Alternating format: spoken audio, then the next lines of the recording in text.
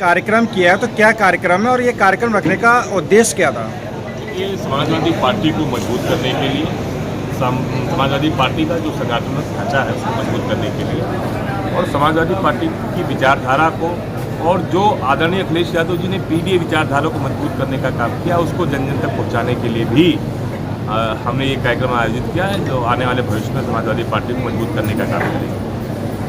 आपको क्या लगता है कि 2027 में समाजवादी पार्टी कैसा आप एक रुझान रहेगा, समाजवादी पार्टी का कैसे एक रिजल्ट निकल के आएगा सामने समाजवादी पार्टी के लिए 2027 के विधानसभा चुनाव में? जिस तरह से जनता समाजवादी विचारधारा से जुड़ने के लिए तत्पर है, जिस तरह से जुड़ रही है, जिस तरह से लोगों का रुझान आ रहा है, जिस तरह से आदरणीय अखिलेश यादव जी के द्वारा दिया गया पीडीए का नारा लोगों में चलन में आ रहा है, लोग उसे समझ रहे हैं, उसकी विचारधारा को समझ रहे हैं, जो संकल्प समाजवादी पार्टी ले रही है और जिस तरह से हर समाज वर्ग के लोग समाजवादी पार्टी से जुड़ रहे हैं, इस विचारधारा से जुड़ रहे हैं, हमें लगता है कि 2027 में समाजवादी पार्टी पूरी ताकत के साथ और बहुमत के साथ आने वाली है। लेकिन ऐसा क्या कारण रहा कि समाजवादी पार्टी पिछले कुछ समय के लिए हाशिए पर चली गई? ऐसा क्या कारण हो सकता है इस चीज़ को लेकर?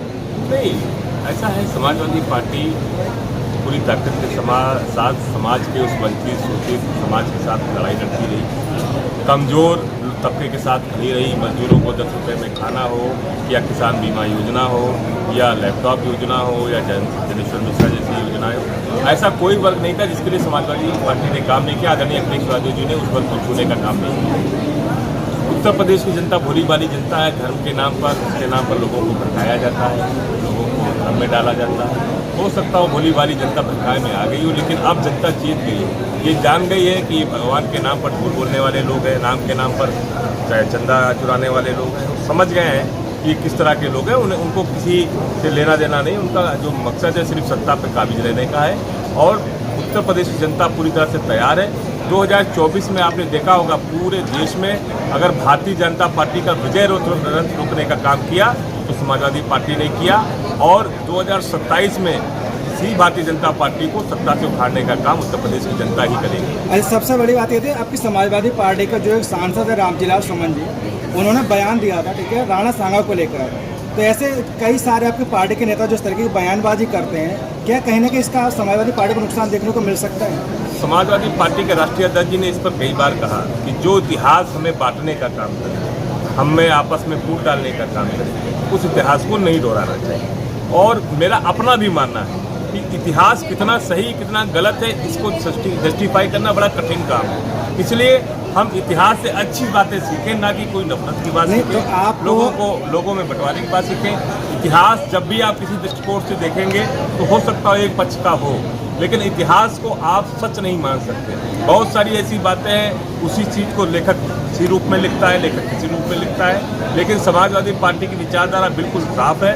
समाजवादी पार्टी हर उपेक्षित समाज के साथ, हर पीड़ित वर्ग के साथ, नहीं, आप उनके बयान का समर्थन करते हैं, कटाक्ष करते हैं? इसका उनके रामजीलाल सुमन जी के बयान का कटाक्ष करते हैं? हम समाजवादी पार्टी के राष्ट्रीय अध्यक्ष जी ने उस बयान से संबंधित जो बात कही उस बात की बात करेंगे। हम बात अपने नेता समाजवादी पार्टी राष्ट्रीय अध्यक्ष की बात करेंगे, क्योंकि जो समाजवादी पार्टी के राष्ट्रीय अध्यक्ष का बयान होगा वही समाजवादी पार्टी का अधिकारी बयान होगा। तो समाजवादी पार्टी के राष्ट्रीय अध्यक्ष ने कहा कि देश को भरमाने के लिए, देश को अलग मुद्दे पर ले जाने के लिए ये जो मुद्दे लाए जाते हैं ये ठीक नहीं है और जो इतिहास हमें बांटने का काम करे उस इतिहास में हमें जाना भी नहीं चाहिए। जैसे कि अभी आपने जो अप्रत्याशित जीत हासिल किया 2024 के लोकसभा चुनाव में, इतना तो मुझे लगता है कि आप लोगों ने उम्मीद भी नहीं की होगी कि सत्ता पक्ष के मुकाबले हम इतने सांसद जीत के जाएंगे। लेकिन कुछ जगह सांसद ऐसे हैं, आपके हम लोग आंवला की बात करते हैं तो आंवला के सांसद जी आंवला में बहुत कम आते हैं, अधिकतर समय उनका जलालाबाद में बीतता है। क्या कारण है? क्या आंवला की जनता से उनका इस तरीके से क्यों रूखा पड़ा है? देखिए, समाजवादी पार्टी के जितने भी विधायक सांसद हैं, अभी 1 ही साल हुआ है, इतनी जल्दी किसी के बारे में निर्णय लेना ठीक नहीं है।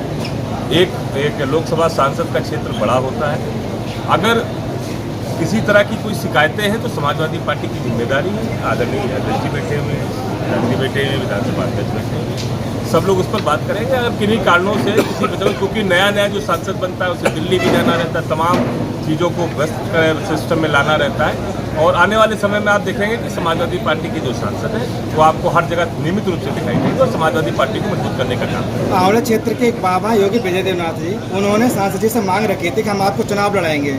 जीतने के बाद हमारे गांव में आप बाबा साहेब की प्रतिमा जो भी वहाँ पर उसका आप मतलब कार्य वहाँ विकास कार्य कराएंगे, तो इस बात को लेकर उन्होंने नाराज़गी भी जताई थी कि अभी तक विकास कार्य नहीं हुआ। इस चीज़ को लेकर आप क्या कहना चाहेंगे? मैं फिर वही आपसे बात कहूँगा, क्योंकि अभी 1 साल हुआ है, इतनी जल्दी उन्हें जस्टिफाई मत करिए, क्योंकि उनके लिए कोई निर्णय ना लीजिए।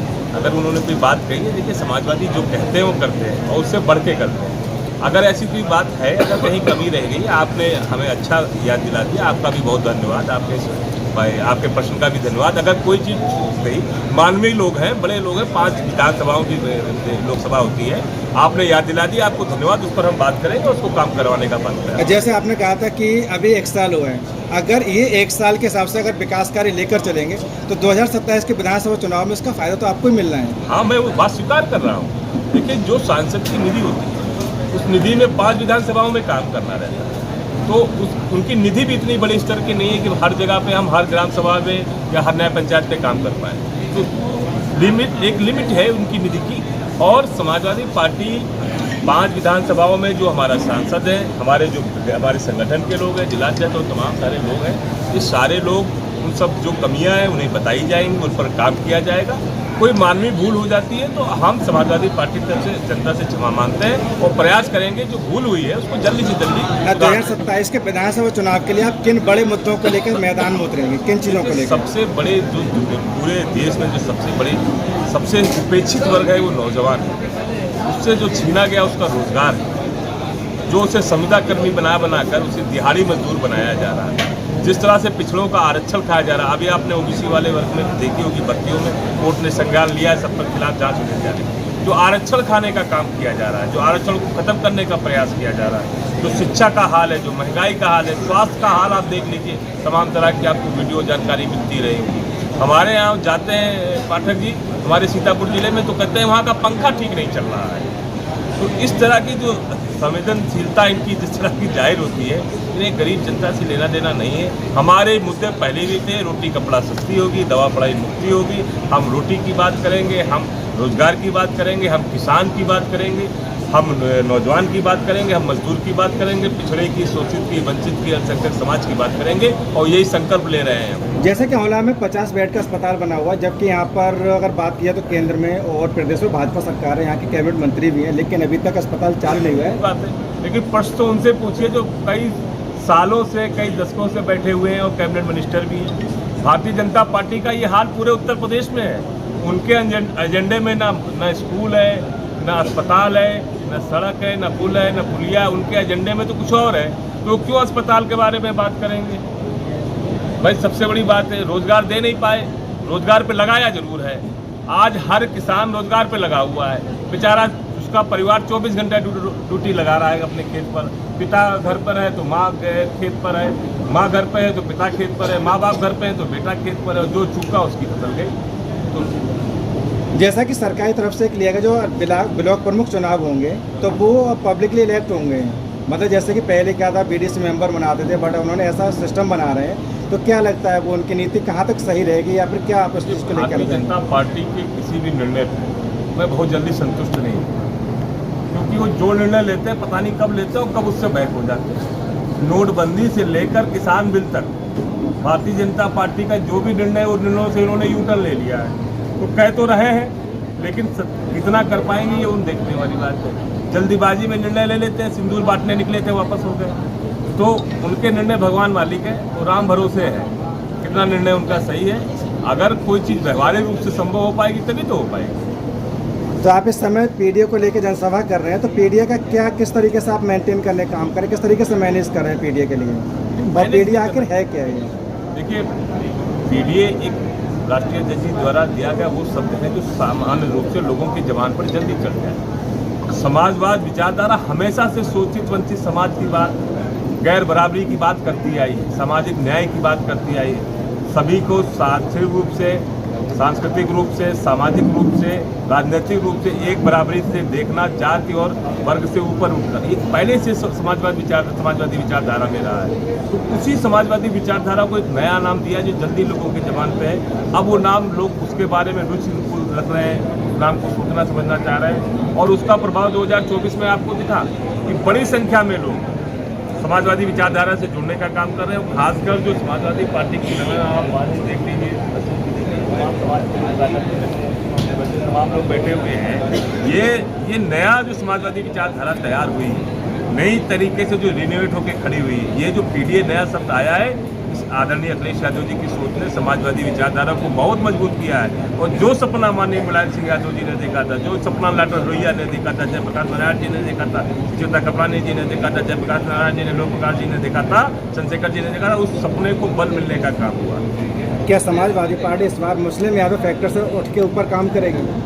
नहीं, वो तो 24 में आपको दिखा, लोकसभा का सांसद कौन बना, कितने यादव लड़े, कितने मुस्लिम, आज कंगन कुमार थी क्या और पढ़े लिखे को। 2027 के विधानसभा में क्या लगता है कि 403 में कितनी सीटें आ सकती हैं, क्या संभावना है? हमसे ज़्यादा सीटें किसी की नहीं आएंगी। समाजवादी पार्टी प्रचंड बहुमत के साथ सरकार बनाएगी। और ये बात उत्तर प्रदेश की जनता कह रही है, मेरी मत मानिए।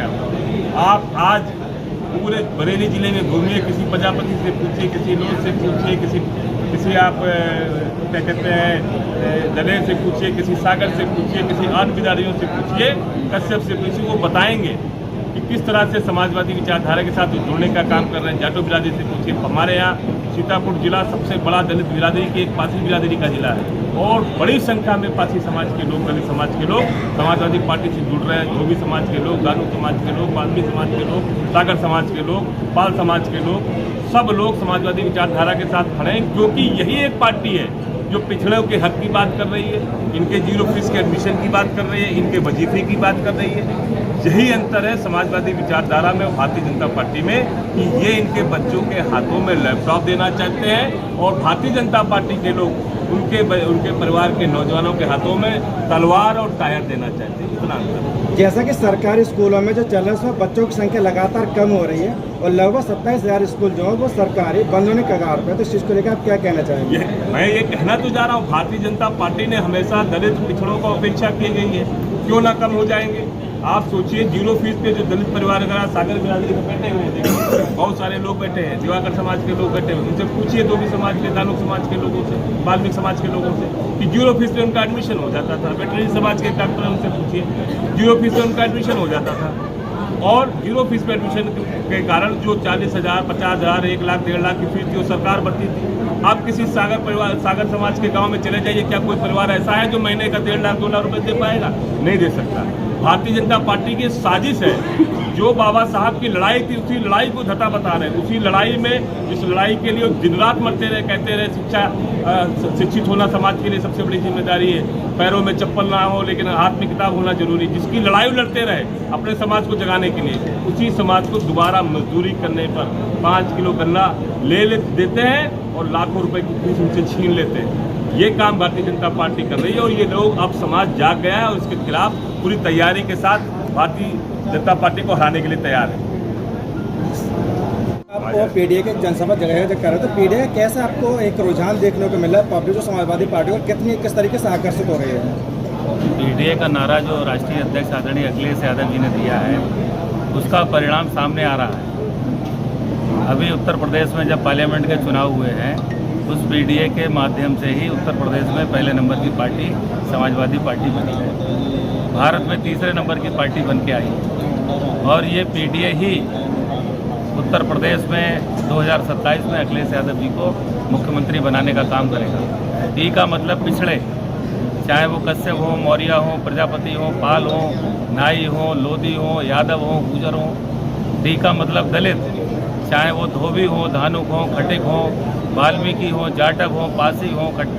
ये डी का मतलब दलित। ए का मतलब अल्पसंख्यक, आदि आबादी, पीड़ित अगड़े, ये सब इकट्ठे जब हो जाएंगे तो उत्तर प्रदेश में पूर्ण बहुमत की सरकार अखिलेश यादव की बनेगी, और इस बार अखिलेश यादव जी को मुख्यमंत्री बनने से कोई रोक नहीं सकता। उन्होंने अपने शासनकाल में लैपटॉप व्यवस्था की थी, शिक्षा व्यवस्था पे जोर दिया था, ठीक है, और उन्होंने क्या नाम है रोजगार पर ध्यान दिया था। इस बार कौन से मुद्दे किस तरीके के रहेंगे जिससे कि थोड़ा जो पब्लिक का और ज़्यादा इंटरेस्ट होगा? भाई, दलित, मुस्लिम, अल्पसंख्यक, पिछड़े, पीडीए में जो लोग आते हैं उन सबके मुद्दों को ध्यान में रखते हुए सरकार बनेगी। और आदरणीय मोदी जी झूठ बोल के पिछड़ों को गुमराह करते रहे कि 15-15 लाख खातों में लाएंगे, 2 करोड़ सरकारी नौकरी लगाएंगे, किसानों की आय दुगनी करेंगे, बीज सस्ता करेंगे, किसानों को खाद सस्ती करेंगे। खाद तो आज तक सस्ती नहीं करी, जो खाद का कट्टा जितने रुपए में मिलता था वो कट्टा उतने रुपए में 40 किलो का रह गया है। 10 किलो खाद उनने चुराने का काम किया। किसानों को आज तक आय दुगनी नहीं करी, एक रोजगार जरूर दे दिया है, जैसा कि अभी प्रभारी जी ने बताया है। दिन भर खेतों में काम करो और रात भर लाठी डंडा लेके जानवर रखाने का काम करो। और नौकरी तो आज तक दी नहीं है, नौकरियां खत्म करने का काम किया है। आपने देखा फौज की नौकरी खत्म कर दी, अब तो 4 साल की नौकरी करेंगे, शहीद का दर्जा भी नहीं मिलेगा, पेंशन भी नहीं मिलेगी, सब मामला चौपट कर दिया है। और उत्तर प्रदेश नहीं पूरे भारत में त्राही मची हुई है। और 2027 में 100% अखिलेश यादव जी उत्तर प्रदेश के मुख्यमंत्री बनेंगे और उन्हें पिछड़े दलित हर समाज के लोग मुख्यमंत्री बनाना चाहते हैं।